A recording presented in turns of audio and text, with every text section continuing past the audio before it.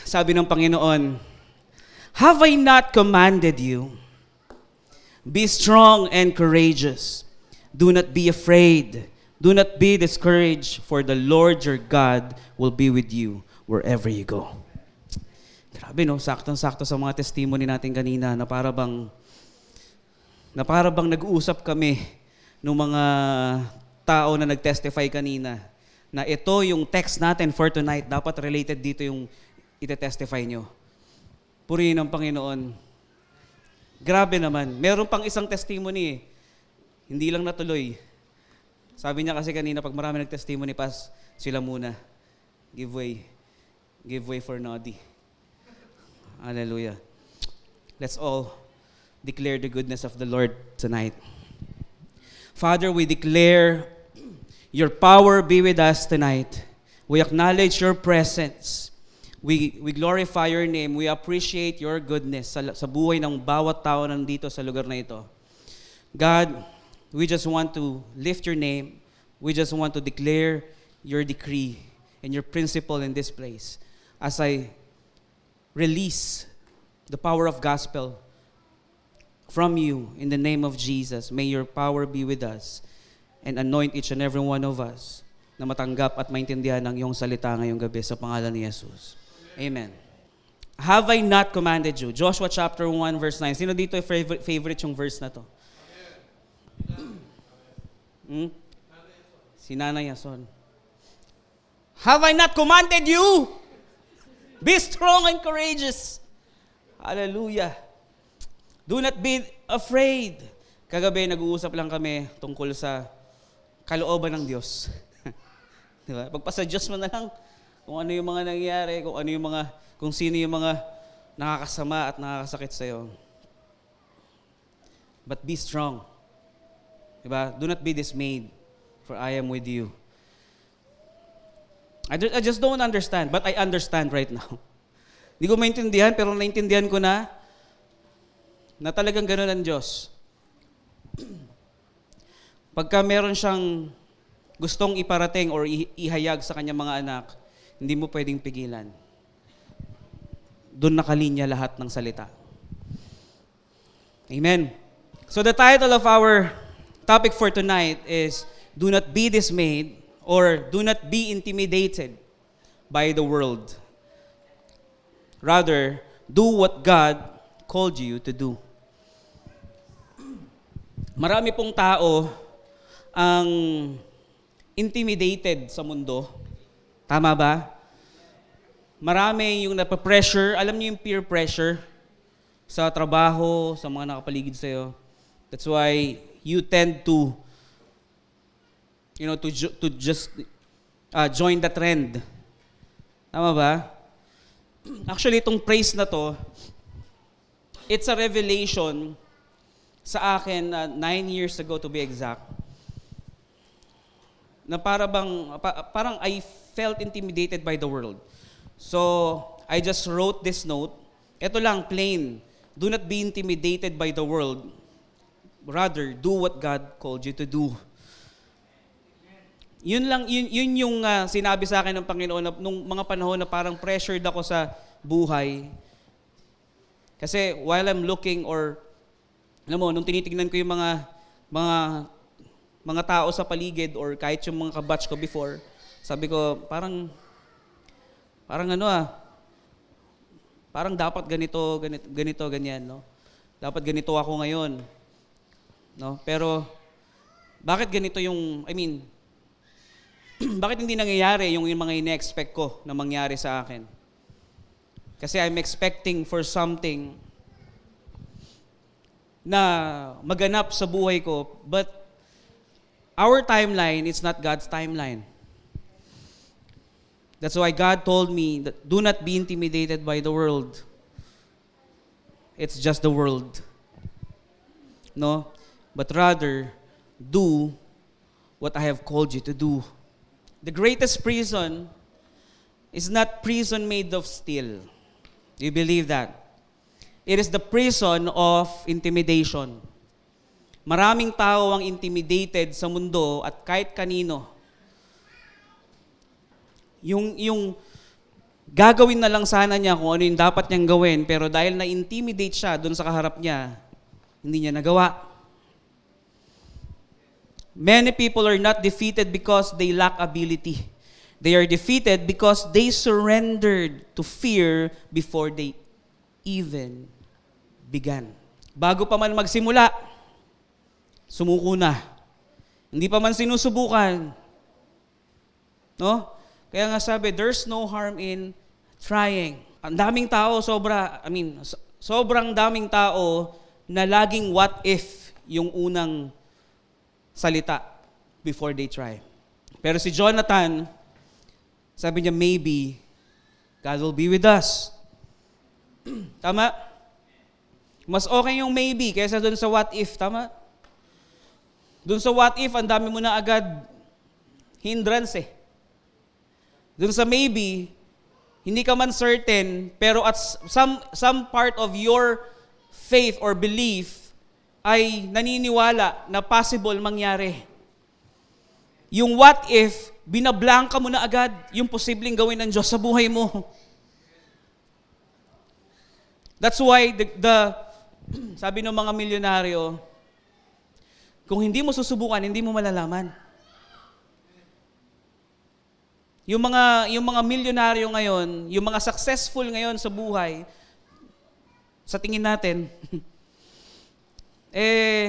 sila yung mga sumubok at hindi natakot na mag-fail. Amen?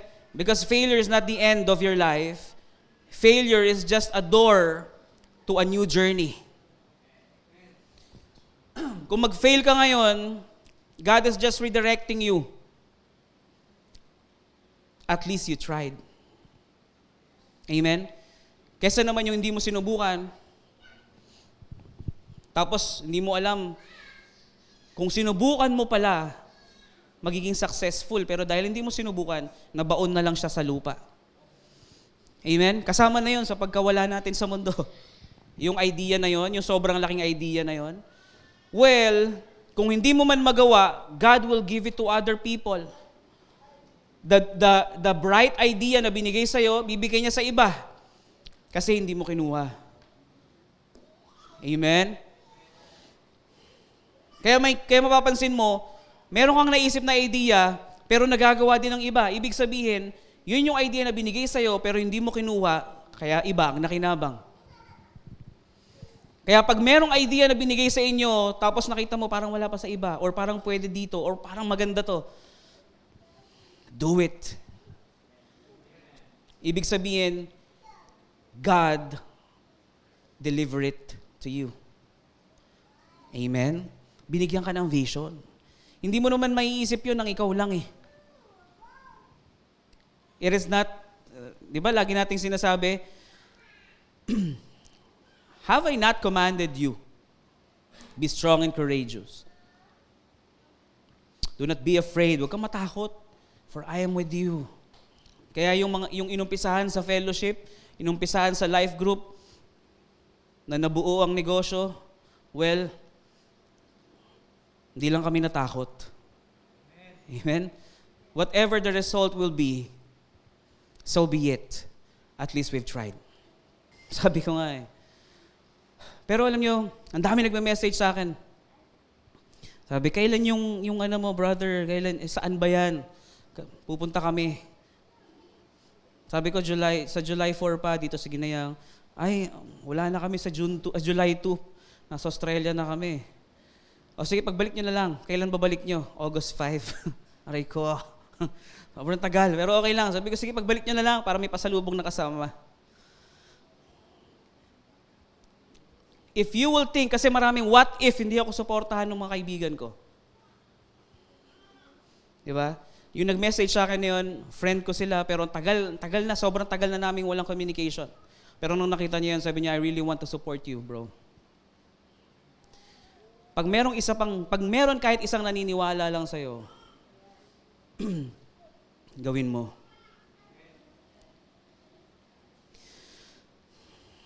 Alam nyo, ang mundo, expert yan pagdating sa intimidation. It intimidates you with rejection, Pag nare-reject tayo, nalulungkot tayo. Sino dito hindi nalulungkot pag nare-reject? Lahat tayo nalulungkot pag nare-reject, tama? I know a lot of people na pag nare-reject, parang nawawala ng gana. Diba? But praise be to God. You just really need someone to encourage you. Diba? Ang hirap kaya nung wala nagpapalakas sa'yo. Tama? Rejection is just a redirection. The world will intimidate you with failure. Habang buhay ka pa, talaga namang prone ka sa failure eh. Even the greatest fails. You can be the greatest. You can be the best. You can be the King Kong banging on your chest. Diba? But even them, nag-fail at maraming beses, hindi nyo lang alam. Kaya nga sabi ni Pastor Ed Lapis, ang dami nagsasabi sa kanya, Pastor, gusto kong maging katulad mo din. Ang sagot niya, siguraduhin mo lang kaya mo ring lagpasan yung mga pinagdaanan ko. Kasi bago ako mapunta sa sitwasyon na to, ang dami kong failure, ang dami kong discouragement, ang dami kong rejections. No? The world will intimidate you with comparisons. Tama? Ikaw compare ka kay ganito, o compare ka sa ganon, sa ganire.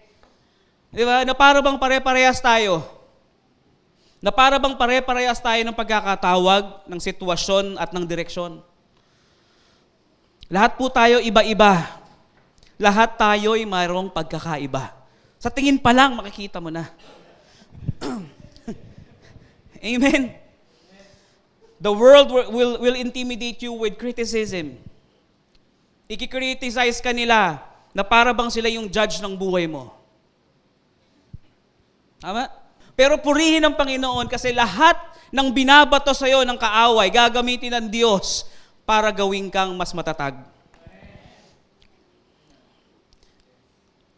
God never consults public opinion before calling someone. Nung tinawag niya si Pedro, hindi niya tinanong yung public, okay ba sa inyo si Pedro? Nung pinili niya si Zaccheo para sa isang salo-salo, hindi niya tinanong ang publiko, okay lang ba sa inyo si Zaccheo? Because God is not a people pleaser. Hindi niya kailangan kunin yung opinion ng tao para gamitin ng isang tao para sa kanyang kaharian. Amen? Kasi kung kukunin niya lang ang opinion ng tao para i-please ang mga tao at gampanan ang mga gampanin sa kaharian ng Diyos, hindi niya pipiliin si Pastor Nicky, si Pastor Pawat ako. Because we are imperfect. All of us has our own testimonies and failures. Lahat kami, may mga kanya-kanya kaming mga bango sa nakaraan. Pero walang pakialaman Diyos doon. Ang tinitignan ng Diyos, yung availability mo to do His will. Amen? Sabihin mo na ikaw na yung pinakamagaling na tao sa buong San Mateo at Montalban. Pero kung hindi ka naman available to do for His kingdom, wala kang sense. Tama ba? Walang sense yun. Para kang iPhone. iPhone 17 pero nakalock. Hindi mo magamit. Aray ko. Di ba? Display mo ganyan, no? iPhone 17. Ay, bro, anong oras na? Hindi ko ma-open eh. Tama ba? Hindi ka useful. When God called Noah, pinagtawanan siya ng tao. Tama ba? Nagtatayo siya ng arko sa ibabaw ng bundok. Ang laki pa. You're so funny. Diba? What's laughing? Sabi niya, kita ko itsura ni Mao. What's laughing? Ba? Naalala. What's laughing? When God chose David, kahit yung pamilya niya, hindi nagtiwala sa kanya.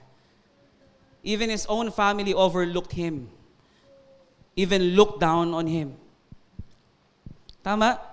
When God called Gideon, mismo sa sarili niya, mismo siya, nagduda sa sarili niya eh. Inisip niya, ang hina ako eh. But God saw him as a mighty warrior. Huwag mong tignan kung anong meron ka at kung anong kakayanan mo. Magtiwala ka sa Diyos. Hallelujah ka. Amen? The kingdom of God has always advanced through ordinary people who believe to an ordinary or an extraordinary God. Doon lang siya doon niya pinapatupad ang kaharian niya sa mga taong naniniwala sa kanya. Hindi sa mga taong magagaling. Amen? I just remember this. Number 1, umpisahan na natin to. Ready na ba kayo? Intimidation is the enemy of purpose. Do you believe? Dahil pagka ang tao intimidated sa mundo o kahit kanino, tingnan mo meron kang gustong kausapin to share the gospel of God. Pero na-intimidate ka dun sa kasama. Tutuloy mo, hindi. Hindi eh. Tama? Ay, wag yan. Kasama niya si Sir eh. Nakaka-intimidate. Hindi mo pa nga sinusubukan. Na-intimidate ka na agad sa itsura, pambihira. Parang nung ako, sa bagong sales channel head namin ngayon, kasi nag-resign na yung first na channel head namin. Ngayon, bago na. Pag nakita mo siya, ma-intimidate ka. Kasi grabe, sobrang presentable manamit. Intimidated ako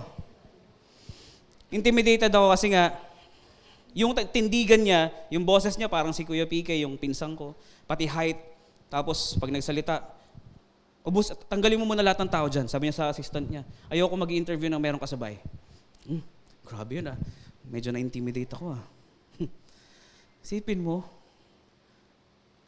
first time, siguro, ngayon na lang ulit ako na-intimidate sa tao. Tapos nung naalala ko to, bakit nga pala ako na-intimidate? At nung nakilala ko tong channel head na to, ang cool. Di ba? Mas mapang-asar pa kaysa sa amin. So, huwag kang ma-intimidate sa looks.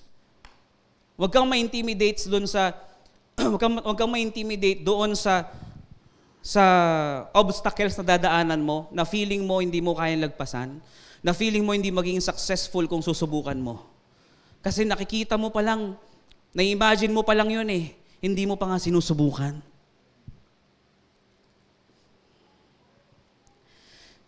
The enemy understands something that many believers didn't know and forget. Ano yun? Hindi ka man niya mapigilan sa pagsunod sa Panginoon, at least kaya kanyang ma-delay. Kasi ang daming pwedeng mawala sa'yo pag na-delay. Tama? Kaya nga yung mga perishable goods, do not delay.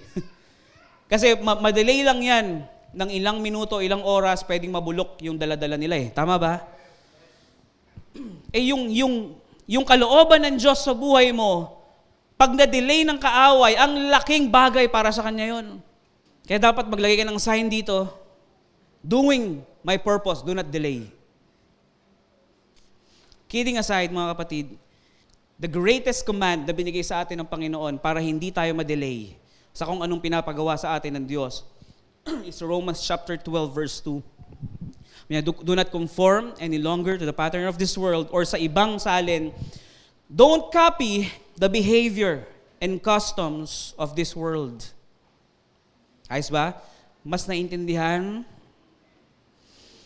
Don't copy the behavior and customs of this world, but let God transform you into a new person by changing the way you think. Then you will learn to know God's will for you, which is good and pleasing and perfect. Amen? Kung lagi nating ilalagay sa isip natin yan, fear will go away. Dahil ang mundo, actually the weakest people or the weakest person in this world namumuhay sa takot. At yung pinakamahirap na tao sa mundo, namuhay sa takot. Fear is not merely an emotion. Fear is a strategy designed to make you abandon your purpose. Amen? Ako, hindi ako naniniwala dun sa mga Kristiyano na sasabihin nila, okay na ako dito. God wants you to advance His kingdom. Kaya mo sinasabing okay ka na dito, okay ka na sa ganyan sitwasyon mo ngayon, kasi takot ka. Kasi may pinagdaanan ka. Kaya ayaw mong sumubok muli, kasi takot ka. Kaya hindi mo na ngayon nagagawa yung purpose ng Panginoon sa buhay mo. Amen? Si Joshua, he faced 45 cities. David faced Goliath. No? Imagine niyo na lang kung gaano kalaki si Goliath at kung gaano kalaki si David. Pambihira, yung prepare niyo sa akin kanina dito, pang kay David yun eh. Alam niyo ba kung anong height ni David? 4. Di ba? Si Goliath, 9. Pambihira. Ang laking difference no? Talagang nakatingala si David nun. Sino kang pot ka? Di ba? Totoo naman sa Tagalog. Who is this uncircumcised? Philistine. Hinahamak mo ang aking Diyos? Huh? Di ba? Ganun ang artista, Brad. Nakita ko yung mga yung mga videos ng kanina, Harayas, oh. Ang gagaling, oh. Mga maarte sila, di ba?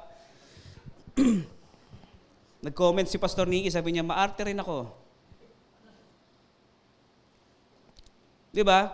Lahat ng greatest people or person na kilala nyo, they faced big enemy sa tingin natin.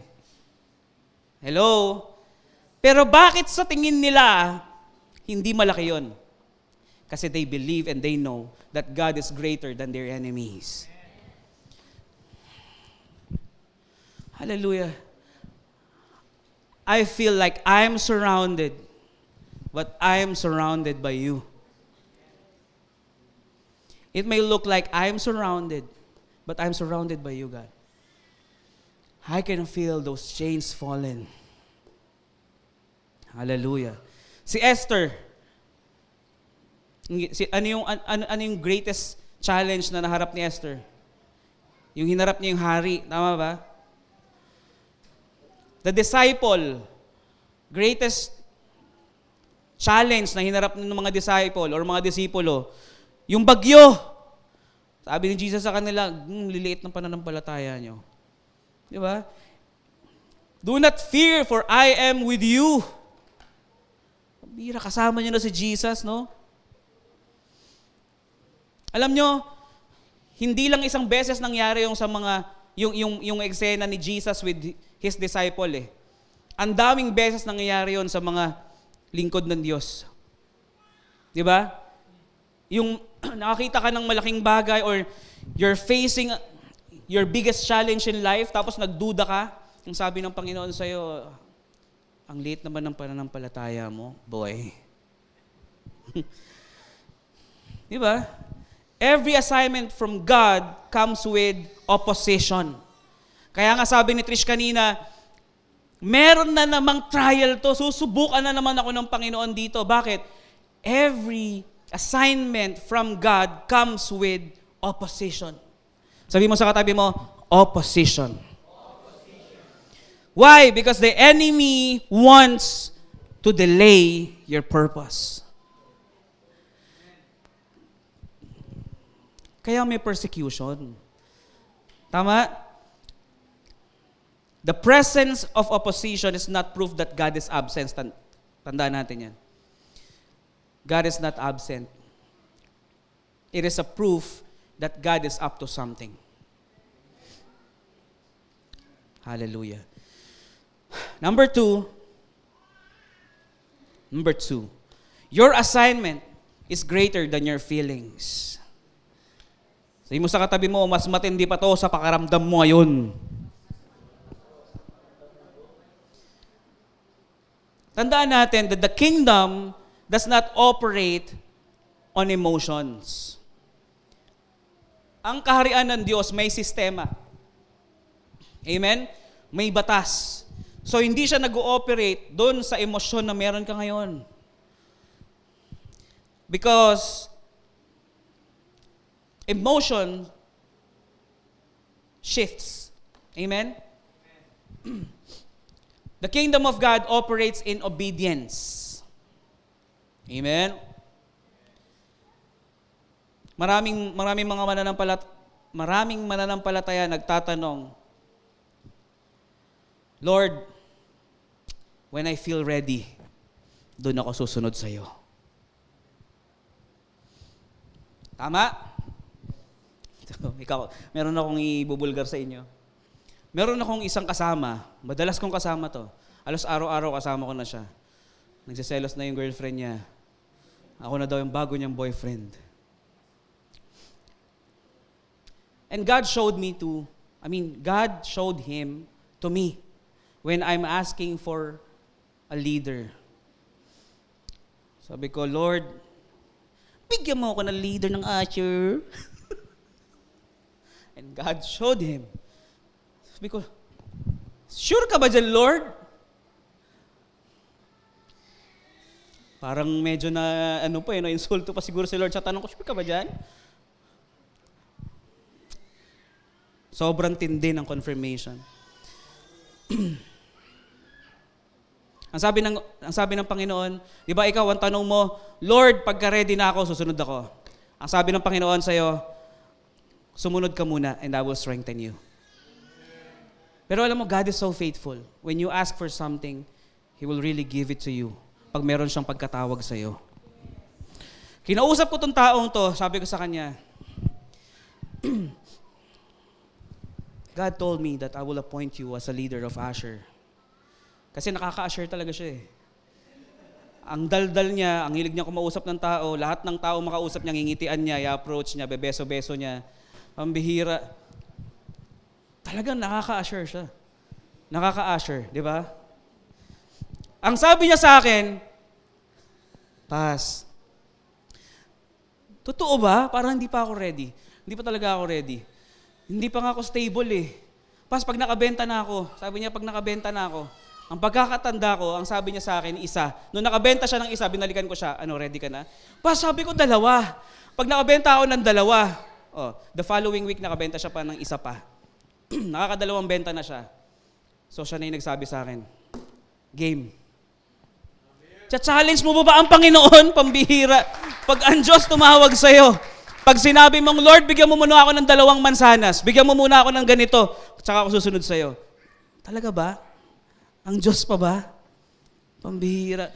Kung i-evaluate mo, parang nakakahiya sa Panginoon Talagang humingi muna ako ng sign bago ko gawin.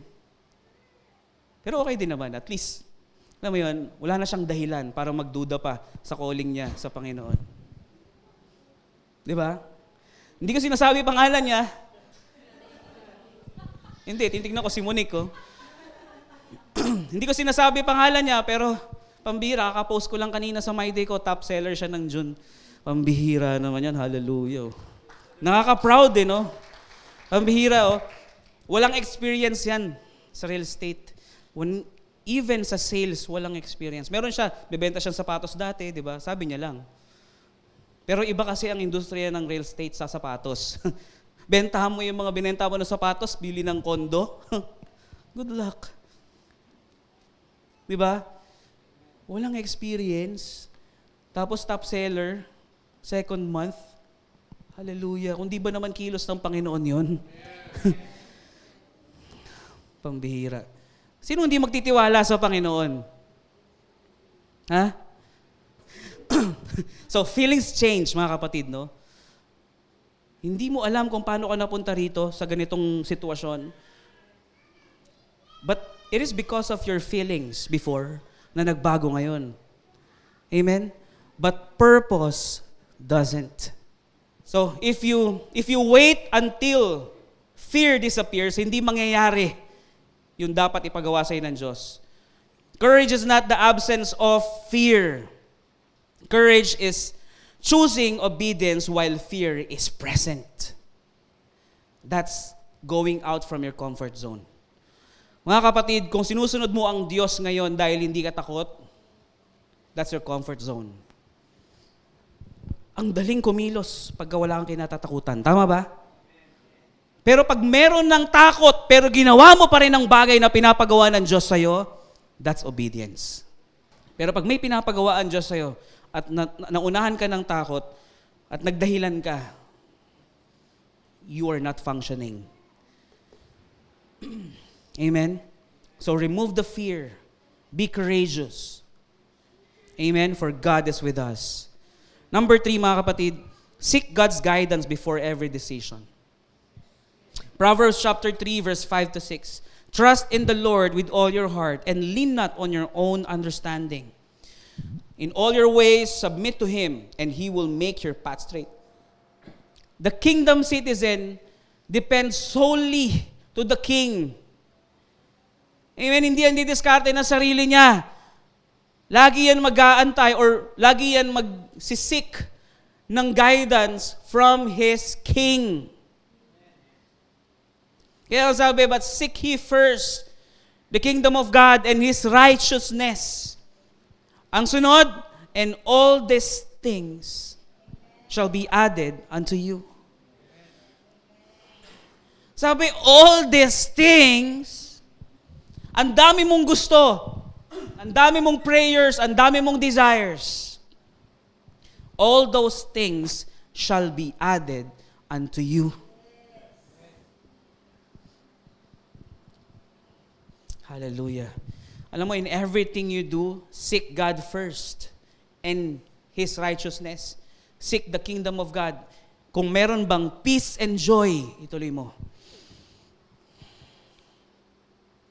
Doon sa mga previous developer ko, I don't feel peace and I don't feel the joy. Kaya nga kami nag-resign ni Raf eh. Pero dito, I felt the joy and peace.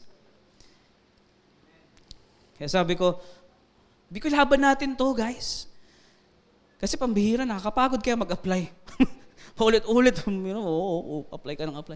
Nung niniyaya ko na si Raf dito ulit, tara, tol, matulyo ko na, I have Bree. Focus ako sa Bree. Sige, supportahan natin. By the way, yung Bree, kailan ba magla-launch? Pambihira, dinner na, wala pa ring launch?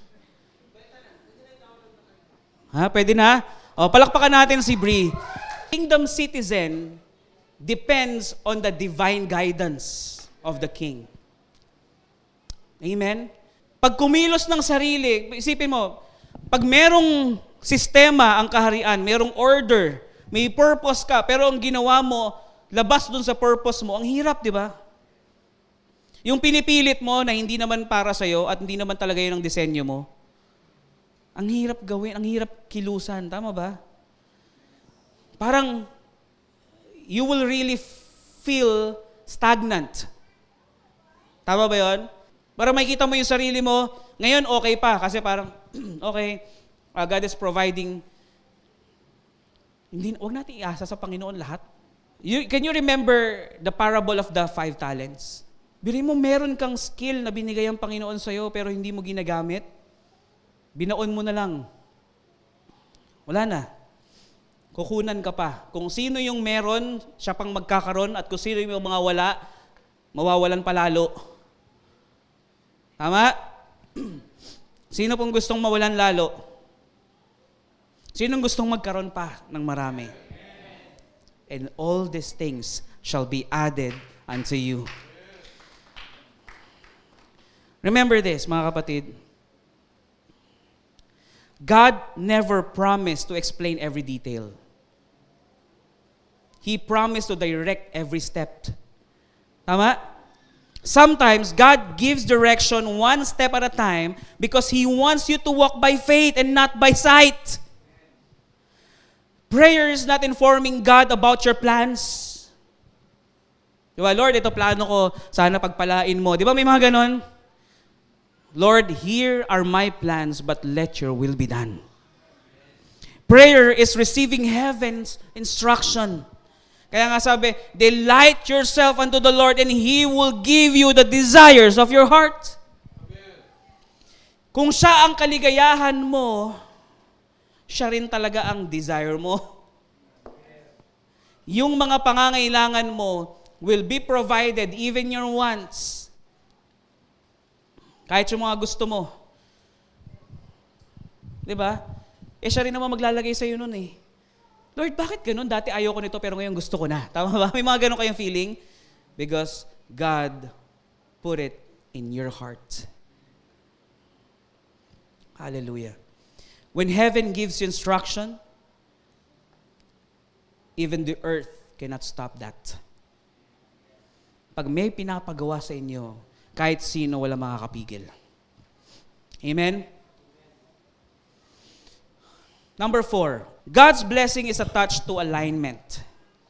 Alam niyo ba yon? Kung gusto niyo ng pagpapala mula sa Panginoon, ang sikreto, alignment. Amen? Kahit sa sales, mga kapatid, if you are not aligned with the vision of the team, wala, hindi ka talaga makakabenta eh.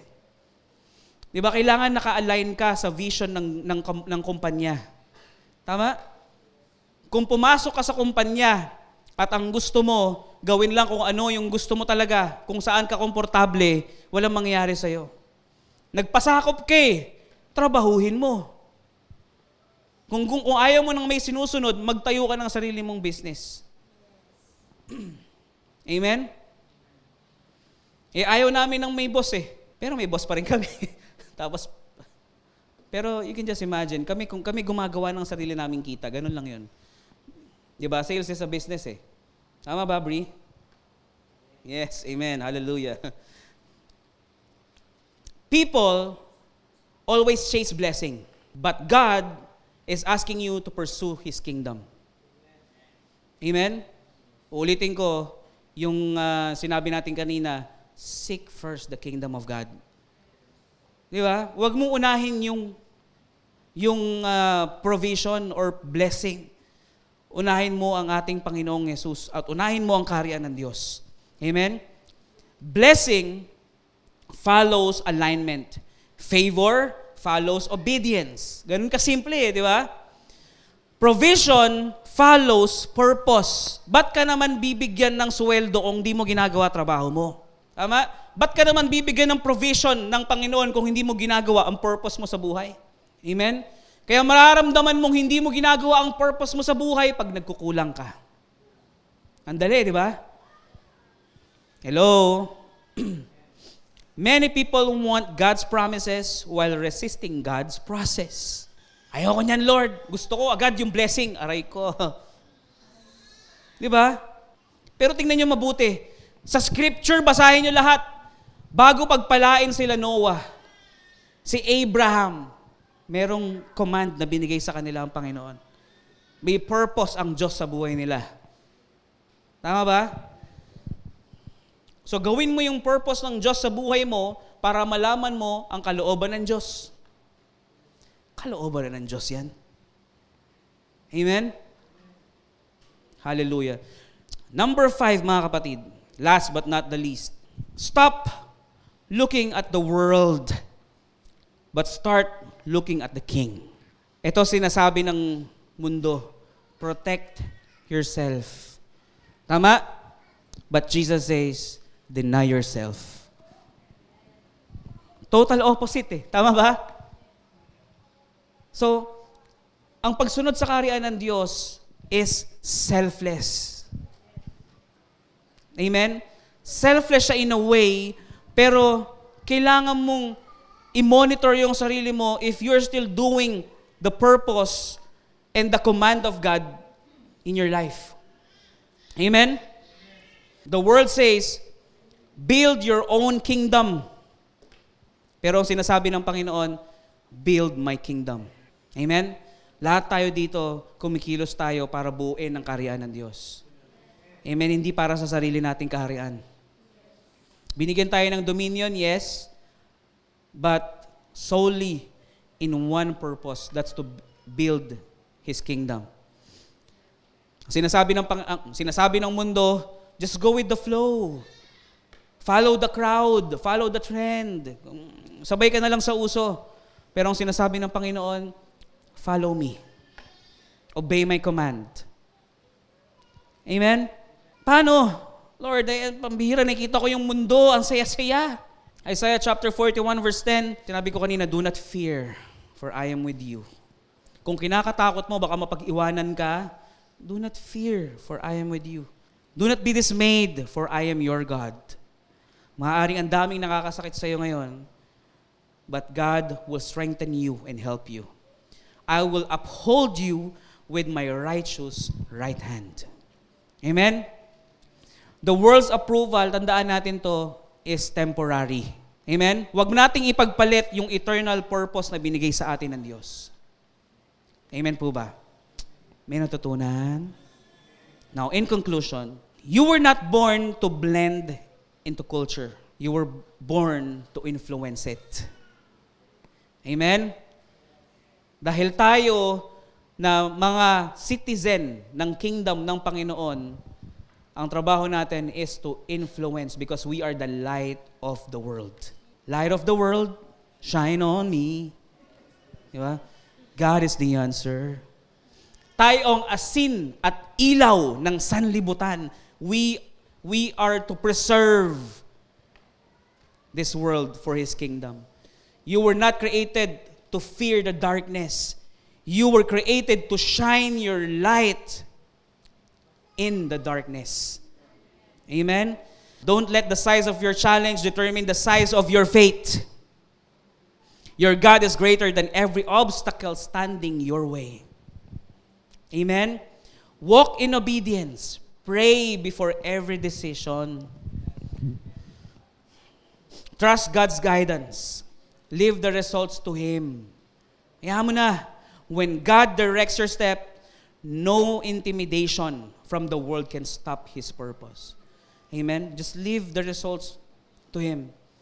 So kung ano man nakakasakit sa iyo ngayon, mga kapatid, just leave it to God. Amen? Cast all your burdens.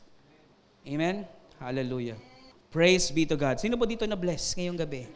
Maari po ba tayong lahat ay tumayo at tayo manalangin? Hallelujah. Father, we thank you for the strength na binigay niyo sa amin ngayong gabi.